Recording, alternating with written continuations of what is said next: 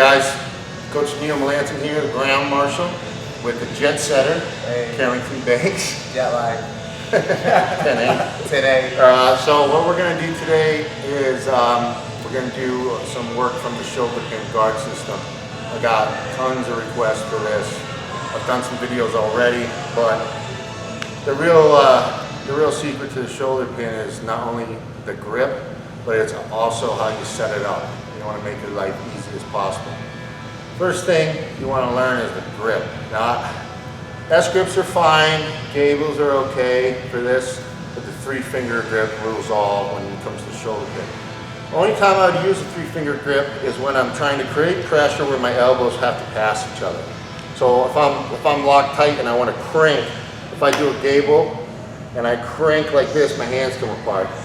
S grip's a little better. You can kind of turn it a little closer. But when I have a 3-finger grip where your thumb goes in like a peace sign, I can crank and move my elbows but still have a pretty good strong hand grip. I'd only use this for stuff like that.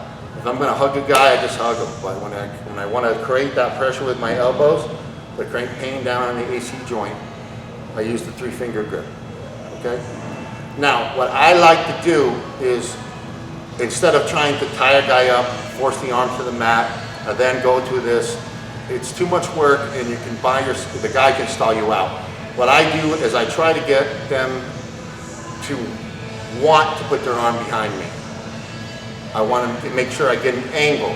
I focus on those things first, and then I go for my lock, okay? So, one example is if I'm in the guard here, say Carrington is sitting back posture, which is common. A lot of guys go here. I'm not going to waste my time trying to break him down. I go to him. I always go to where the fight is. The fight's here, I go to him. Because I want my system to be able to work in MMA. It's very important to me. So if I stay here and I try to break him down, if I can't break, every time I miss on the breakdown, I'm eating a punch. Okay, so I go to him. Okay, so what I'm going to start with is a 2-on-1 grip. Okay, and Ricky Lundell uses this grip as well. So we go focus on one side. You know, a lot of old school wrestlers like Gable used to work one side a lot and then switch, wear one side out. Okay, it's the same kind of idea. So I'm baseball batting his arm. And what I'm going to do is I bridge my hip to move it to the outside. And now I'm going to pull myself up. So as I pull myself up, I'm going to get onto my right elbow. So I go here.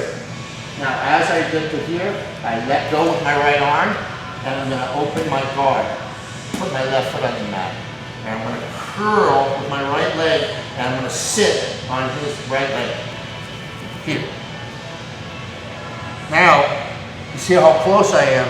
If Carrington doesn't put his arm behind me and he puts it in front of me, then I'm behind him. He's not going to do that. If he wants to give me his back, he can't. So here, he's going to want to hold me. He's going to want to keep me from going behind him. And now this allows me, my knee is already inside his bicep. I already have the angle. I'm good to go. So now, normally what they do, they're not going to hang out here. They're going to try to force me back to the mat. So when they do now, I kick my knee up and I lock my shoulder pin. Now from here, what you want to do is this crank, I don't want to push him away. You push it away, you give it away. I want to crank down this way into his joint. So here, and that keeps him low. And then I cross my feet. And from here I squeeze my knees. So if he wants to stack me, go ahead.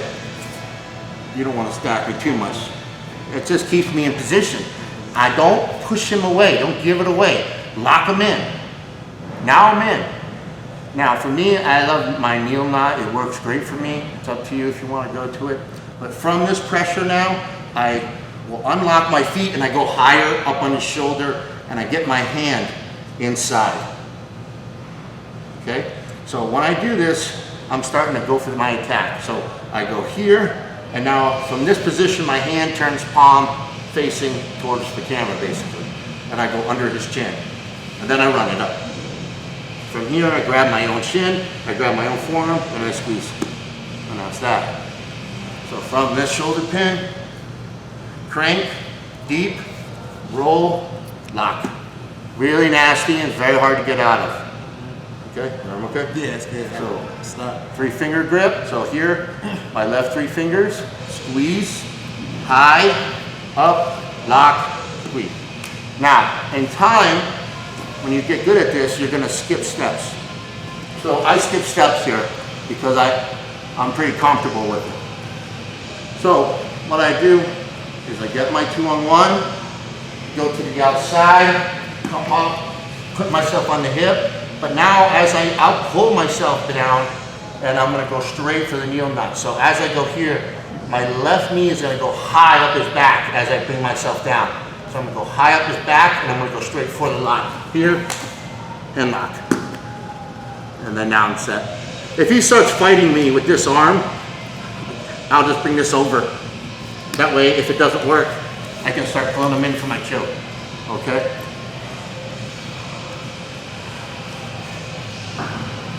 Now, let's do the same thing, but a different way. I'm here. Pull. I go like this. He resists. Just keep your arm tight. He pulls it back, okay? Very common. So now I'm gonna go 1, I feel resistance. I go 2, and I pull it to the side and I come up. Now I have his back. He's not gonna want me to take his back, so he's gonna swim with the left. There it is, there's the arm on the mat. My knee's already inside. So from here, I pull him back, my head goes into the frame. And now I lock my shoulder pin. Now I crank him, lock, roll, finish. Or stack, triangle, lock, pull them in, pinch them in, go attack. So, doesn't matter which one I go to. You can mix up the order or whatever you want. But what I don't want is to take too much time breaking them down, forcing the arm to the mat, adding too many steps. Instead, I make him grab me. I make the angle. I make him grab me. It's tricks like that. Another one of my favorites is this. It's kind of a quick thing. I don't play around with it too much. Is where if I'm in half guard and I'm in my scissor and his arm's not coming to the mat, he's being kind of dulling me out. I'll keep my foot here. I'll keep my foot inside and I'll turn. There's the tight waist. Goes my hip. There's my trap. Lock. I stay in half. Lock his other leg. There it is. Again, my choke. So, either way you want to go, is try to change your philosophy of trying to force things. Instead, focus on making him want to grab you. Give him a problem to solve. Oh, I'm going to take his back. He'll counter you. He doesn't want his back taken. But now you're already on the hip. You already have an angle. That's the time to attack. Things like this. This is how you're going to be able to score these things much faster with a whole lot less effort. Okay? Don't wear yourself out trying to force things. I know guys that are good at the rubber guard and they force it pretty well, but that's a totally different system. That system has a little more options, but it does require flexibility and some other things. And really it's just a personal choice. I just make the shoulder pin work for me. And I've never had any problems with it.